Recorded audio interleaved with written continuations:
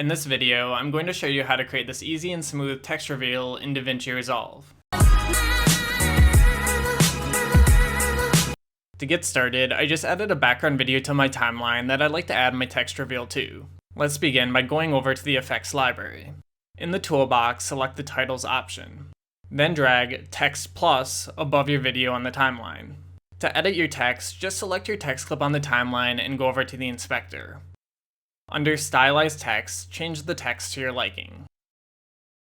And I'm also going to change my font. Now up here, select the second setting next to the T to get at the layout. Drag the center's Y value to the left to decrease its value since we want our text to go from here to the center of the frame. Then in the inspector, go over to the Video tab.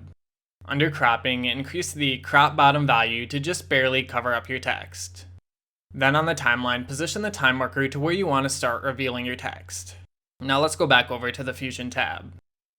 Click the keyframe toggle next to Center to create a starting keyframe at the time marker's current position. Then move the time marker to where you want your text to be revealed by. Drag the center's Y value to the right until your text is revealed.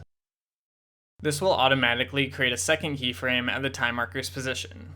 Okay, and now when I play this back, I have a simple text reveal. This looks okay, but I think it'd look a lot nicer if I smoothed out the animation. To do that, I'm going to make sure my time marker is positioned over my text clip and then go down here to the Fusion tab. In Fusion, click the Spline tab up here.